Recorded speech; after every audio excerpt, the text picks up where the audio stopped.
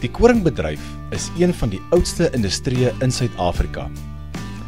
Van die eerste besighede wat in Suid-Afrika geregistreer is, was verskillende groepe boere wat dorsmasjiene en graanmelens saam bedryf het.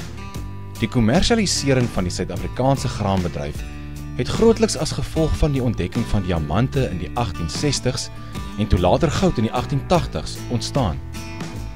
Met die ontdekking van hierdie grondstowwe en die aankoms van nuwe inwoners, was daar 'n nood vir die verlenging van die spoorwegnetwerke in Suiderlike Afrika. Met die verhoogde populasie, die stigting en groei van nuwe dorpe en veral die verbouing van nuwe spoorweë, het die Suid-Afrikaanse graanbedryf en sy meganisering teen die einde van die 19de eeu skielik begin vlamvat. Met tyd het al hoe meer landboumasjinerie en trekkers van besighede soos Lance, Massey Harris, Allis-Chalmers, McCormick Deering, Case en John Deere in Suid-Afrika aangekom. Elke landboudorp en distrik het 'n agent of twee gehad vir die verkoop van hierdie masjinerie. Oor die jare het Suid-Afrikaanse besighede soos South African Farming Implement Manufacturers of SAFM, Rauwik, Van Zyl Staalwerke, Radium Engineering, Equalizer en vele ander besighede self hulle eie landboumasjinerie begin ontwerp en produseer. Een van hierdie plaaslike vervaardigers is Piquet Implemente. Piquet Implemente staan vandag bekend as een van Suid-Afrika se topprodusente van gespesialiseerde landbouplantermasjinerie. Die besigheid staan sedert 1942 in Piketberg, maar het al meer as 90 jaar se genade en geskiedenis agter die rug. In hierdie reeks kyk ons na die geskiedenis van sy ontstaan, as ook die mense en gemeenskap verantwoordelik vir sy ontwikkeling. En die agtergrond van sy stigters, die Van Niekerk en Kroep families. In 1933 het 'n Afrikaanssprekende familie en 'n Joodse familie bymekaar gekom toe Henny Van Niekerk en Sam Kroep 'n besigheid met die naam van Niekerk en Kroep gestig het. Die besigheid se aanvanklike stigting het in die klein plattelandse dorp met die naam van Eendekuil plaasgevind. Eendekuil het 'n klein landbougemeenskap ontwikkel, wat om die spoorwegstasie sedert sy bou op 2 November 1902 gegroei het. Die aanvanklike nood vir die bou van Eendekuil se spoorwegstasie het ontstaan na die begin van die Tweede Anglo-Boereoorlog wat op 2 Oktober 1899 amptelik begin het. Die Britse koloniale amptenare wou die spoorwegnetwerke tussen die Kaap-provinsie en die Suid-Afrikaanse binneland verleng, sodat hulle soldate en amptenare nader aan die Transvaal en Oranje Vrystaat kon bemagtig. Die bou van die treinspoor het nie sy doelwit behaal nie en is eers na die beëindiging van die Tweede Anglo-Boereoorlog voltooi. Die verlenging van die spoorweë het wel 'n belangrike rol in die ontwikkeling van die kommersiële landboubedryf gespeel. Volgens Gawie Rigter, wie se familie al sedert die middel 1800s in die Piketberg distrik boer, het die spoorweë die Swartland en sy kommersiële landboubedryf 'n hupstoot gegee. Aangesien daar 'n vinniger en direkte skakel met die Kaapse hawe en internasionale markte was, kon boere maklik 'n hoër opbrengs vir hulle graan kry. Voor die verlenging van die spoorweë het graan tot niet gegaan weens die lange waatrekke Kaapstad toe, en die wie se graan dit mark toe gemaak het, was te laat om met ingevoerde graan en oorseese produsente kompeterend te bly. Die verlenging van spoorwegnetwerke het nie net beteken dat boere makliker hulle mark kon bereik nie, maar ook dat die mark by die boer kon uitkom.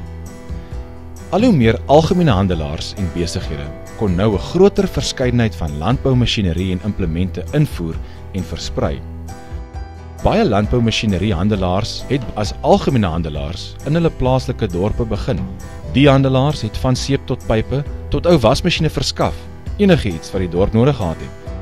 Dit is hoe Van Niekerk en Kroep sy bestaan gekry het, maar alhoewel hulle eers in 1933 lisensieregte gekry het die besigheid se geskiedenis al lank voor dit begin. Voor die Van Niekerk gesin in 1925 Eendekuil toe getrek het Henny, sy 3 broers en 6 susters op die plaas Winkelshoek groot geword. Die plaas staan vandag nog teen die voet van die Piketberge, 30 km noordoos van Piketberg. Henny se pa, Jan Karel Horak Van Niekerk, het vanaf Winkelshoek 'n wa- en perdekar besigheid bestuur. Behalwe waans en perdekarre, het Jan Karel Horak verskillende landbougereedskap, dorsmasjiene, melens en meelstene vanaf lande soos Amerika, Engeland, en Duitsland ingevoer. Baie van sy kliënte was in die ou Stellenbosch, Mamasbury en Piketberg distrikte geleë. Een van Jan Karel Horak se kliënte was die bekende Maree van Stellenbosch, wat 'n fortuin by die Kimberley diamantmyne gemaak het en in 1880 die Kimberley Central Mining Company gestig het. Maree het toe later weer terug Stellenbosch toe getrek en begin boer. In 1915 het hy 100 000 pond aan Victoria College bemaak. Die Universiteit van Stellenbosch is toe gestig. Maree het Jan Karel Horak gekontak oor 'n graanmeel, gifmasjien en saaimasjien. Terwyl Jan Karel Horak sy landbou algemene handelaarskap vanaf Winkelshoek bestuur het, het hy in 1920 'n steenmeel op die plaas gebou. Die graanmeel was die eerste meel in die Eendekuil omgewing van Piketberg. Toe Jan Karel Horak se twee oudste seuns, Kalla en Henny, oud genoeg was, het hulle vanaf die 1920s vir hul pa met die bestuur van die graanmeel en dorsbesigheid gehelp. Die broers het gereeld van plaas tot plaas met hul pa se ransoms masjien getrek en handby gesit vir die boere met die oes- en dorsproses. So het Kalla en Henny hul eerste smaak vir die landbouindustrie as ook die familiebesigheid gekry. In 1925, na die dood van sy ma Mary van der Merwe, verkoop Jan Karel Horak Winkelshoek aan Jurgens Hannekom en trek sy familie Eendekuil toe. Jurgens Hannekom was met die oudste van die kerkdogter Johanna getroud. Die Hannekom familie se geskiedenis met Winkelshoek het ook vanaf die vroeë 1900s begin. Jan Hannekom het as 'n bywoner op die plaas gewerk en toe in 1918 die wynkelder gebou. Vandag is die Hannekoms en Winkelshoek een van die bekendste wynmakerlegendes van die area. Toe die Van Niekerks in Eendekuil aangekom het, stig Jan Karel Horak die besigheid Van Niekerk en Seuns en verkry die lisensiering vir die bestuur van die graanmeel en dorsmasjien in Eendekuil. 2 jaar na die Van Niekerk familie hulself in Eendekuil gevestig het, het die Kroep familie van 'n Russiese Litanië in 1927 gevlug en in Eendekuil aangekom. Tussen Litanië en Baku, die hoofstad van Azerbaijan, het Jankel Kroep 'n graanmeel gehad en 'n graanhandelaarskap bestuur. Jankel Kroep was heel moontlik deel van 'n eerste of tweede graanhandelaarsgilde, aangesien hy en sy gesin relatief vrylik in die Russiese ryk kon reis en besigheid doen. Gildes was gewoonlik deur families of groepe van dieselfde sosiale, ekonomiese, politieke of geestelike agtergrond gestig. Vanaf die 11de eeu het die ekonomiese gildes of groepe baie belangrik in Europa geword. Net as mens aan 'n sekere standaard voldoen het, is mens gekies om deel te vorm van 'n gilde. Belasting is dan deur lede betaal en het verseker dat die gilde spesifieke voordele gehad het. Hierdie voordele het toegang tot die beste handelsroetes, markte en hoër markpryse ingesluit.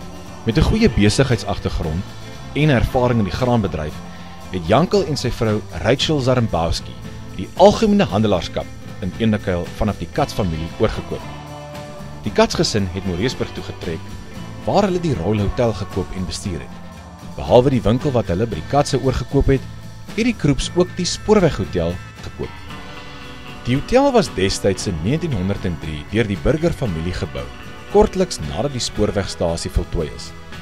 Die Burgers was die oorspronklike eienaars van die plaas Eendekuil, voordat die Kaapse regering 'n gedeelte daarvan vir die bou van die spoorweg gekoop het. Die Burgers het raak gesien dat daar al hoe meer voete in die omgewing aangekom het as gevolg van die nuwe treinspoor. Met die Spoorweghotel het hulle ook 'n klein kafee geopen, waar hulle algemene goedere aan die passasiers verkoop het. Die kafee is toe later deur die Kats familie gekoop en uitgebrei as 'n algemene handelaarskap. Toe die Kroep familie die hotel en algemene handelaarskap in 1927 gekoop, was die enigste ander besighede op die dorp 'n slaghuis, grofsmid en die meel- en dorsmasjien besigheid van die Van Niekerks. Die Kroep gesin was goed gevestig in die Afrikaanse gemeenskap in Eendekuil. Teen die laat 1920s was hulle die enigste Joodse familie in die dorp. Die Kroeps het selfs gereeld na die dorp se Afrikaanse kerkdiens toe gegaan om die dorpsmense beter te leer ken. Wanneer die dorpsmense vir Jankel Kroep daaroor uitgevra het hy altyd gesê, "It's good for business." Jankel en sy oudste seun Sam het die algemene handelaarskap bestuur. Terwyl hulle graan reg oor die Swartland gekoop en verkoop het, het Rachel Kroep die Spoorweghotel bestuur en gereeld danse vir die dorpsmense oor naweke gehou. Dit is by Rachel Kroep se hoteldanse vir die Van Niekerks en Kroeps mekaar goed leer ken het. Tussen die twee families is amper al Eendakuil se graan gedors, gemaal en via die spoorwegnetwerk aan die Swartland verkoop. Soos die geskiedenis verloop, het Henny en sy broer Kalla op 'n stadium skelmpies direk graan vanaf die boere gekoop en gemaal en selfs verkoop. Die Jankel en Sam Kroep daarvan uitvind, stel hulle voor dat die twee families eerder hulle besighede kombineer en saamwerk. In die 1930s het Henny van Niekerk en Sam Kroep hul pa se lisensies oorgekoop en die besigheid van Niekerk en Kroep gestig. Van Niekerk en Kroep het vinnig gegroei, maar tydens die 1930s het die Suid-Afrikaanse koringindustrie anders begin lyk. Die wêreld het die depressiejare gevoel. Daar was opeenlopende jare van droogte, perdesiekte en kompetisie van buitelandse koringprodusente. Al hoe meer boere het by koöperatiewe soos Wesgraan en Boukoumou aangesluit. Die koöperatiewe se gedagte was om meer versekering en stabiliteit vir boere te bied. In 1930 is SASCO gestig met die doel om 'n gesentraliseerde bemarkingskoöperatief te skep, waardeur die Suid-Afrikaanse koringpryse en produksie gestabiliseer kon word. Hierdie bewegings het uiteindelik tot die stigting van die Koringraad in 1935 gelei. Die idee was om alle invoere, uitvoere en plaaslike bemarking en verkoop van graan en meel te beheer. In 1937 is die bemarkingswet geproklameer en ongeveer 90% van al die bemarking en verkope van graan en meel is deur die afsonderlike landbourade beheer. In dieselfde tydperk het al hoe meer mechanisering in die bedryf plaasgevind. Een van die redes daarvoor was die algehele verbetering van tegnologie en 'n verhoogde gebruik van handelsroetes. In 1934 moes baie boere weens 'n massaverspreiding van perdesiekte in die Swartland die skuif na trekkers maak. Die perdesiekte het die dood van honderde myle en perde veroorsaak. Boere in hierdie areas het dus trekkers soos Lance, Fordson, McCormick Deering, Allis-Chalmers, John Deere, Case en Massey Harris begin koop. Van Niekerk en Kroep het hierdie tendens raak gesien en verskillende trekkers en masjinerie begin invoer. 'n Verskeidenheid ploë, selfbinders, stroopers, trekkers en karre is deur Van Niekerk en Kroep verkoop. In die vroeë 1930s het die besigheid hoofsaaklik Allis-Chalmers trekkers en Sunshine stroopers verkoop. Toe die Tweede Wêreldoorlog in 1939 uitgebreek het meeste landboumasjinerie en trekkeruitvoere vanaf Europa en Amerika tot 'n stilstand gekom. Oorseese produsente moes nou eerder op die produksie van militêre masjinerie en vervoermiddels fokus. En die wat aangehou het met die produksie van landbougereedskap en masjinerie, het dit juis vir boere in veral Engeland gemaak, sodat hulle genoeg voorraad en voedsel vir die geallieerde se soldate kon voorsien. As gevolg van hierdie tendens, het die herstel en gebruik van tweedehandse masjinerie in lande soos Suid-Afrika baie belangrik geword. Van Niekerk en Kroep het ook tweedehandse masjinerie van reg oor die land begin koop, reggemaak en weer aan boere verkoop. Op hierdie stadium het Kalla van Niekerk ook kafblasers begin produseer en aan boere in die Kaap-provinsie verkoop. Henny en Sam het daaraan begin dink om die besigheid na 'n groter mark toe te verskuif. In 1942 verkoop Henny van Niekerk en Sam Kroep hulle meel aan PG Rousseau en besluit om Van Niekerk en Kroep Piketberg toe te skuif. Kalla van Niekerk het aangegaan met 'n werkswinkel op Eendakuil en het dus die Van Niekerk Garage bestuur.